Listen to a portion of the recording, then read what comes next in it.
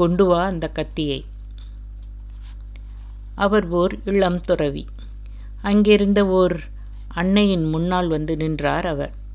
அம்மா, நீங்கள் என்னை ஆசீர்வதிக்க வேண்டும் என்றார் பணிவோடு. அன்னை நிமிர்ந்து பார்த்தார். துறவி தொடர்ந்தார். அம்மா, நான் வெளிநாடு போகின்றேன். என்னுடைய பயணம் நல்லவிதமாக அமைய வேண்டும்.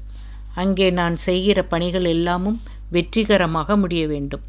அதற்காகவே உங்கள் ஆசீர்வாதம் வேண்டி வந்திருக்கிறேன். சொல்லி முடித்துவிட்டு பார்க்கிறார். அன்னை இவர் சொன்னதை காதில் வாங்கி கொண்டதாகவே தெரியவில்லை.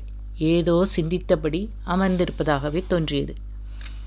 சற்று நேரத்தில் அவர் பார்வை இவர் பக்கம் மீண்டும் மெல்ல திரும்பியது. இதுதான் சமயம் என்று நினைத்தார் அவர்.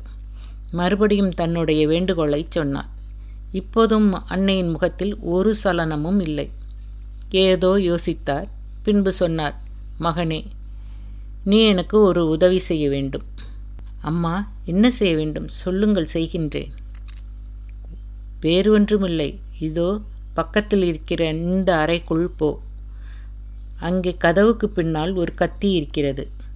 அதை எடுத்து கொண்டு வந்து என்னிடம் கொடு. அவ்வளவுதான். இளம் துறவி உடனே அந்த அறையை நோக்கி சென்றார். போகும்போதே அவர் மனசுக்குள் ஏதோ ஒரு குழப்பம். என்ன இது? நாம கேட்கிறது ஆசீர்வாதம், இவங்க கேட்கறது கத்தி. ஒன்றுக்கொன்று சம்பந்தமில்லாமல் இருக்கே. என்றாலும் அதை பற்றி அவர் மேற்கொண்டு எதுவும் யோசிக்கவில்லை. நேராக அறைக்குள் போனார். கதவுக்கு பின்னால் பார்த்தார். கத்தி இருந்தது. அதை கொண்டு வந்தார். இந்தாங்கம்மா கத்தி. அன்னை கவனமாக தன் கையால் அதை வாங்கி கொண்டார். அதன் பிறகு சொன்னார், மகனே, உன் பயணம் நல்லபடியாக முடியும். போய் வா. கையை உயர்த்தி இளம் துறவியின் தலையிலே கையை வைத்து ஆசி வழங்கினார்.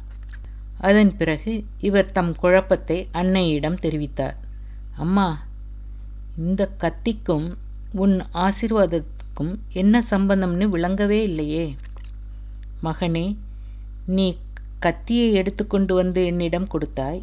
அப்படி கொடுக்கும்போது கத்தி இருக்கிற கூரான பக்கத்தை உன் பக்கம் இருக்கிற மாதிரி பிடித்துக்கொண்டு கைப்பிடி இருக்கிற ஆபத்தில்லாத பகுதியை என் பக்கம் நீட்டி அதை என்னிடம் ஒப்படைத்தாய். இதிலிருந்து நான் என்ன தெரிந்து கொண்டேன் என்றால், எந்த ஒரு செயலையும் செய்கிற போதும் அதனால் ஏற்படுகின்ற தீமைகளை நீ ஏற்றுக்கொண்டு மற்றவர்களுக்கு நன்மையை செய்வாய் என்பதை புரிந்து கொண்டேன்.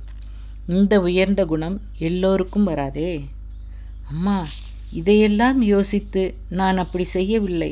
நீங்கள் கத்தியை என்னிடமிருந்து வாங்கும்போது கூரிய முனை உங்களை குத்திவிடப் போகிறதே என்பதற்காக கைப்பிடியை உங்கள் பக்கம் நீட்டினேன். அவ்வளவுதான். உன்னை அறியாமலேயே மற்றவர்களுக்கு நன்மை செய்கின்ற இயல்பான குணம் உன்னிடம் இருக்கிறது.